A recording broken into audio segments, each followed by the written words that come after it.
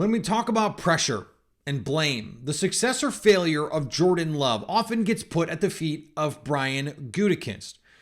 But what about Matt LaFleur, who was brought in to be a quarterback whisperer, not just for Aaron Rodgers, but for whoever would come next? Then he was part of the brain trust that decided to go all in on Jordan Love, a move that ultimately spelled the end of the relationship with their future Hall of Fame quarterback.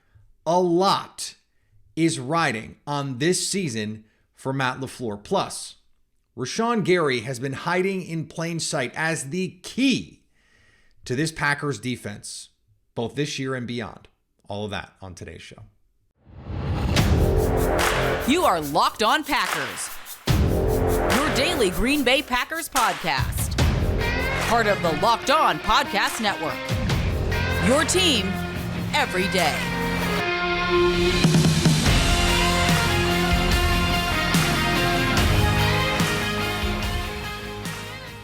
You are Locked On Packers, part of the Locked On Podcast Network, your team every day. I'm Peter Bukowski, and I cover the Packers for The Leap, a newsletter I would love for you to subscribe to. Follow me on Twitter, Peter_Bukowski. Follow the podcast on Twitter, Locked On Packers. Like us on Facebook. Subscribe to the podcast, iTunes, Spotify, Google Podcasts.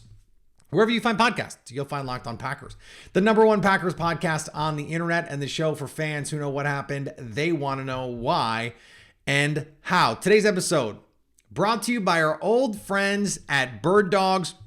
Go to birddogs.com/LockedOnNFL and enter the promo code LockedOnNFL for a free Yeti-style tumbler with your order. That's birddogs.com/LockedOnNFL.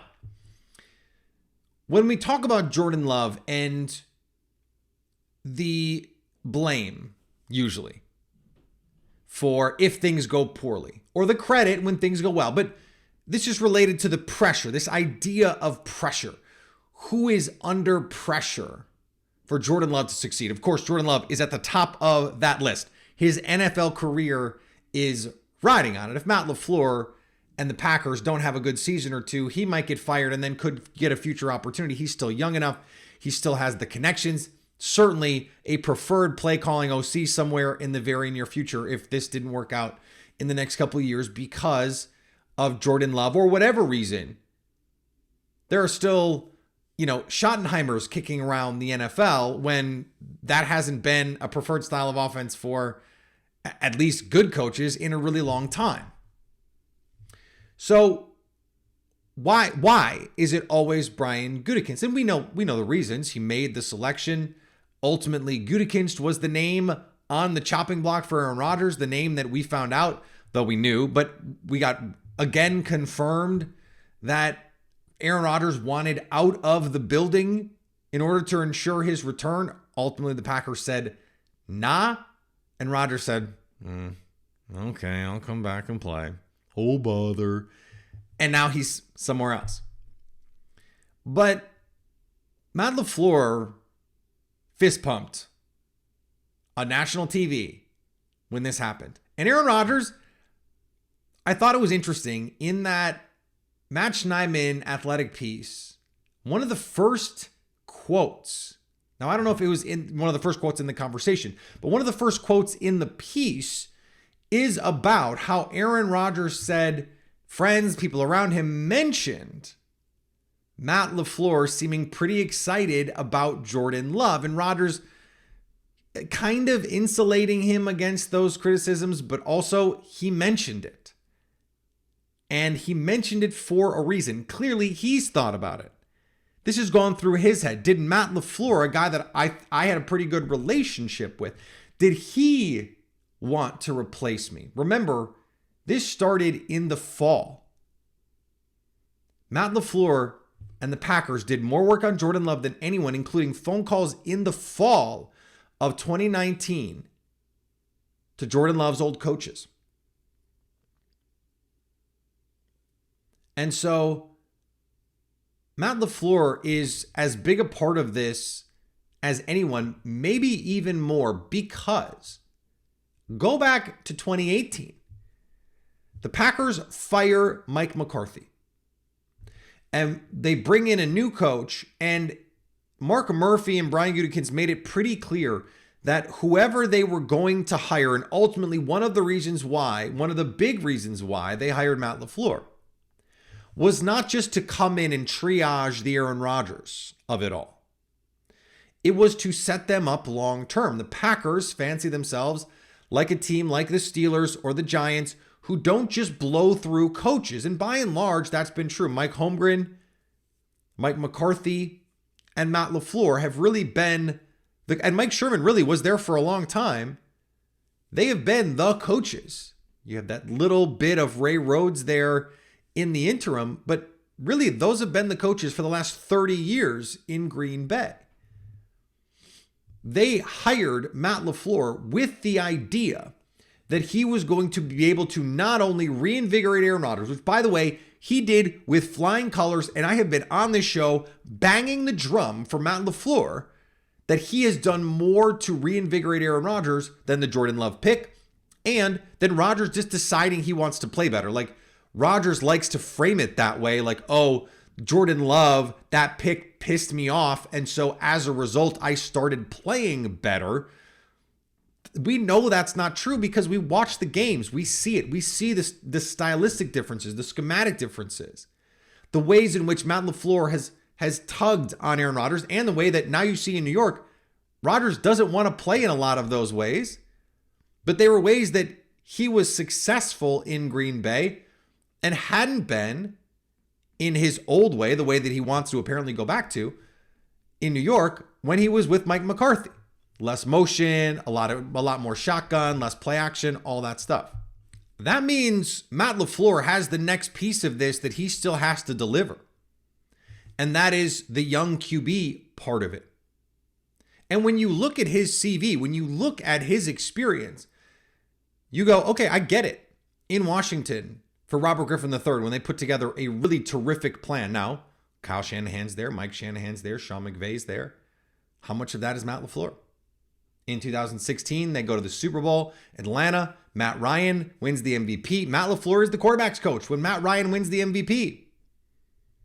Okay, but Kyle Shanahan was the coach. Then he goes to LA to reinvigorate the Rams. Okay, but Sean McVay was the head coach. He goes to Tennessee. They have a totally fine offense with Marcus Mariota, who doesn't have working nerves in his arm that season.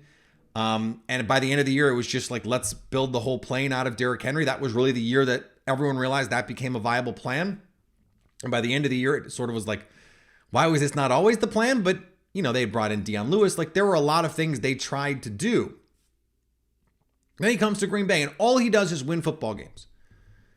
But he had Aaron Rodgers. Now, again, I have been on this show and on Twitter and at The Leap, a newsletter I would love for you to subscribe to, absolutely pounding the table that Matt LaFleur has been as integral as anyone in the reinvigoration of this team culturally to a man. They talked about the difference, Matt LaFleur coming in and changing the culture of an established team with established veterans, future Hall of Fame players like Aaron Rodgers and David Bakhtiari on the team. You bring in strong personalities, guys like Zadarius Smith and Preston Smith and Billy Turner into a locker room of some big personalities. And he managed it all. All they did was win a bunch of games until Aaron Rodgers decided, I'm not really that interested in being committed to the team anymore. But now there's no crutch. There's no excuse. There's no, actually, it's Kyle Shanahan in Atlanta.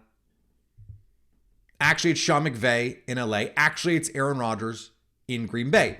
There's no reason for anyone to be able to say, if the Packers have success this year, if they go out and they win 10 games, unless the defense is just absolutely unbelievable, which, look, it might be. They have the talent to be absolutely unbelievable. We're going to talk about that in the next segment.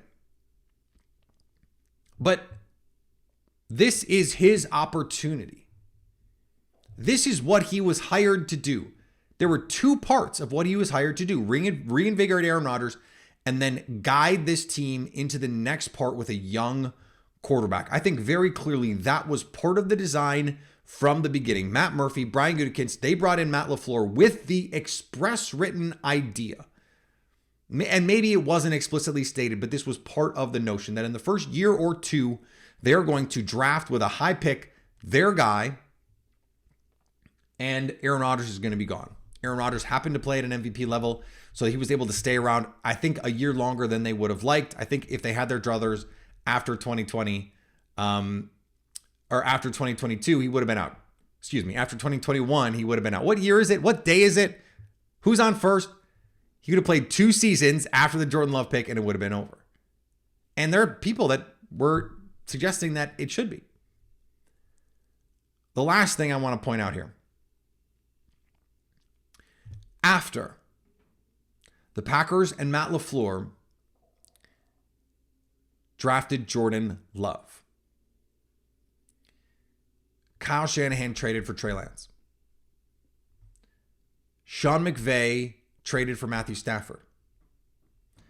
Kevin Stefanski traded for Deshaun Watson. These Shanahan tree coaches, who are considered to be really smart coaches and who won a bunch of games and who put really good offenses together with thoroughly mediocre quarterbacks, decided we need more playmaking, we need more arm talent, we need more ability overall. Matt LaFleur seemed to recognize it right away. And this was the guy that he picked. It worked for Matthew Stafford in LA. It doesn't look like it's working right now in San Francisco, but they just happen to luck into Brock Purdy, who looks like he's the best version of any quarterback that Kyle Shanahan has had in San Francisco to date. We'll see what happens with Deshaun Watson, and that is fraught for a slew of different reasons. And we'll see what happens in Minnesota. There was and remains heat that the Vikings will move on from Kirk Cousins. This is the swing. This is the Matthew Stafford swing, the Trey Lance swing. The Packers already made it. That puts the burden on Matt LaFleur to make it work.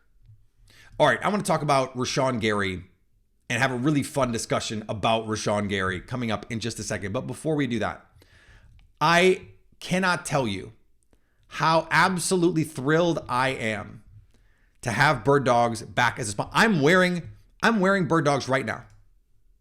Look. I'm wearing them right now. Can you see them on YouTube? If you're watching on YouTube, you can. I'm wearing them. I love them. I absolutely love them. And guess what? These aren't even the ones I wore today. I wore different ones today. These are the joggers. I wore the Bird Dogs khakis, the stretch khakis, today because I thought I was going to go play golf. It ended up raining. I couldn't go play golf. And I absolutely love them. I have like borderline made them a core personality trait. I now own, I think, 3 pairs of the joggers, plus the khakis, plus a pair of shorts, and I'm getting more. And I see the new designs. They are killing it. They do a lot of the same things that other athleisure brands do in terms of trying to give you a more structured fit than just like baggy sweatpants, which is great. They wear like real pants. I get compliments on them all the time. My wife absolutely loves them. The first time I bought the first pair, she was like, "What are those? And can you get more of them?" I'm not exaggerating. That is what happened. And guess what? That's why I did, in fact, get more of them. And if you would like to get more of them, you can go to birddogs.com/LockedOnNFL and enter promo code LockedOnNFL for a free Yeti-style tumbler with your order. Come on, we all need more cups, things to put coffee in, things to put iced coffee in. That's birddogs.com/LockedOnNFL for a free Yeti-style tumbler. You will not want to take these things off. I have, in fact, slept in them. I nap in them constantly. They are the most comfortable pants that I own, bar none.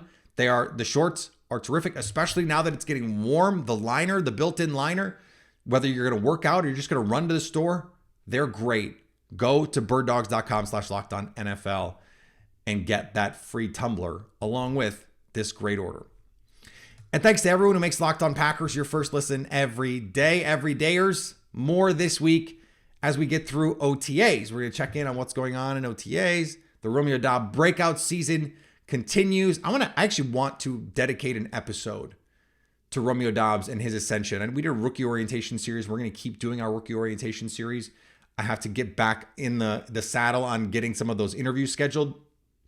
But maybe we need to do like a sophomore orientation series just because he's getting so much buzz right now. All of that is coming up on Locked On Packers. So I want to talk about Rashawn Gary. And the reason I want to talk about Rashawn Gary is I was actually looking up statistics related to a piece or a blurb that Jason Hersham put together in The Leap about Kingsley Enagbare. And the pressure rate that he put together. He actually had I went to look this up, a better pressure rate, a better win rate, as a rookie than Rashawn Gary had. And this sent me down a bit of a rabbit hole. Because when I went back and looked, I was shocked to find that Rashawn Gary is at a higher pass rush win rate, according to Pro Football Focus, than Brian Burns in every year of his career. And I don't want to make this just a pro Rashawn Gary and anti Brian Burns thing, because Brian Burns' brother might hear this and come after me on Twitter, because that's what he does. Shout out to Brian Burns' brother. Look, find someone who loves you enough to defend you on Twitter. That's all I'm saying. I respect it. It's not even a shot. Rashawn Gary has been a better pass rusher and certainly a better run defender than Brian Burns, basically from the jump, according to the numbers. The reason he doesn't have the same sort of respect is because Brian Burns was a more highly thought of player on draft Twitter. And he has the kind of high level one-off moves, the ghost move and some of the spin moves that will go viral. Like Rashawn Gary bull rushing on offensive tackle into the lap of the QB. Like it can make for some nice impressions, nice social engagement. Like on Packers Twitter, that'll play. I've certainly posted them where he's just like running through someone's face. And it's pretty cool, I have to say. But you're not looking at it going, oh, like you've seen other people bull rush before. You don't see very many people pull off the ghost rush the way Brian Burns does. But he's not doing it 6 times, 8 times, 10 times a game to create pressures. But Rashawn Gary is kind of doing that with his just straight power rush. And in 2021, his pass rush win rate was twice as good as Brian Burns. Twice as good. It was better in 2021 than Nick Bosa's. In fact, in 2021, the only full season Rashawn Gary has been able to play as a starter. Last year he got hurt, started off extremely well. Was on his way to a potential all-pro season. I was early on that train. Everydayers will remember. We talked about it on the show. Rashawn Gary, we were talking about in August. He was set up. He was going to be the dominant force for this Packers defense. In 2021, his first full season as a starter, 3 edge defenders had a pass rush win rate over 25%. So 1 in 4 pass rush reps. That's really good. You're winning. That means you have the opportunity to create a pressure on 8 in 32 dropbacks? 8 plus pressures regularly. 3 players did it that year. Max Crosby, Myles Garrett, who had 16 sacks that year, and Rashawn Gary. He was an elite pass rusher. The fact that he didn't make the Pro Bowl was a joke. It was a joke. And what any defense that is going to be playoff caliber needs is one player who you absolutely have to account for every single possession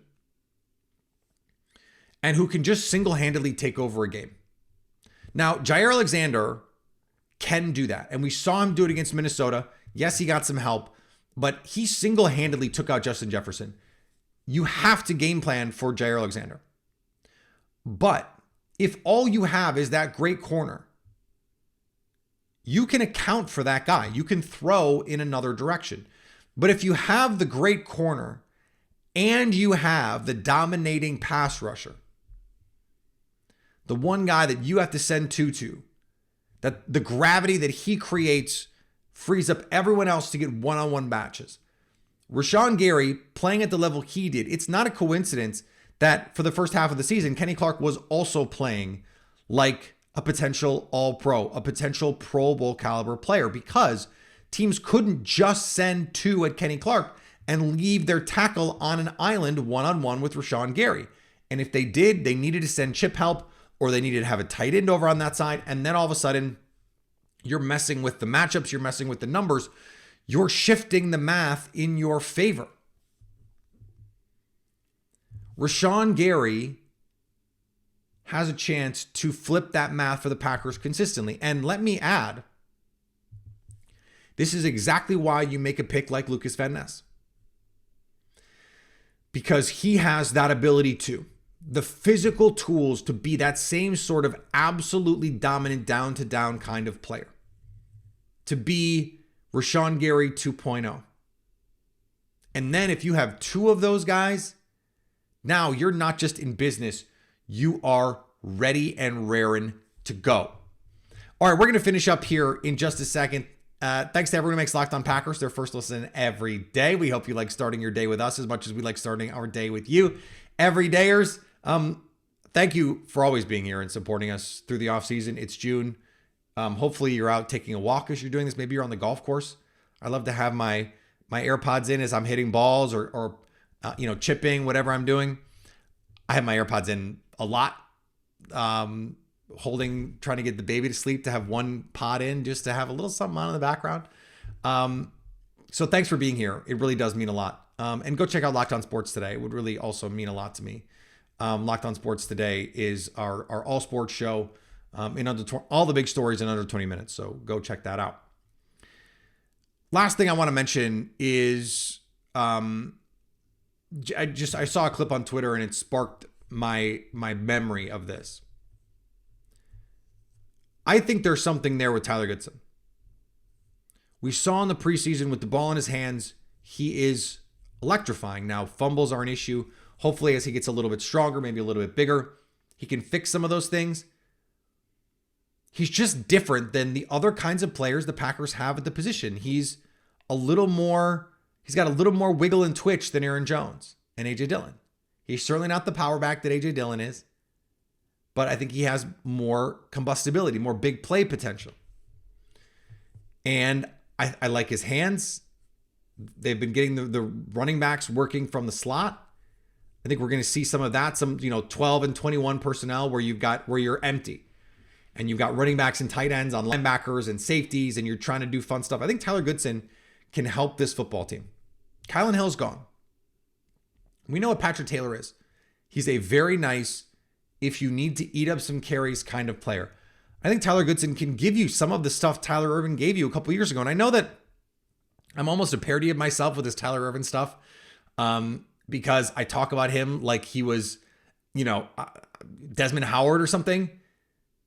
But what he did with the jet motion in 2020, it changed the offense. They were so much better with jet motion that season and have been the entire Matt LaFleur era. Their yards per carry is like 3 yards difference when they use jet motion.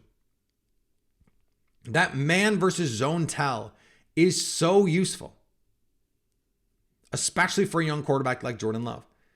If you have more than one guy that can do that, and I think you're going to see Jaden Reed do that. We've already seen it at OTAs, a ton of jet motion from him when he's in the game. But how about 21 with Goodson on the field and a running back like Aaron Jones, A.J. Dillon? How are they going to play that? How are teams going to play that? And if he can be a pass catcher, can you then get in advantageous matchups with linebackers, with safeties, and all the things that allows you to do? It's just something that I wanted to flag, to keep an eye on, something that we're going to see in August and then probably never see again, just because that's how this stuff works. We're going to be back tomorrow. More to come this week on Locked On Packers. Follow me on Twitter, Peter_Bukowski. Follow the podcast on Twitter, Locked On Packers. Like us on Facebook. Subscribe to the podcast, iTunes, Spotify, Google Podcasts. Wherever you find podcasts, you will find Locked On Packers. And anytime you want to come hang out with us live on YouTube, you can do that by subscribing to us over on our YouTube page so you can stay Locked On Packers.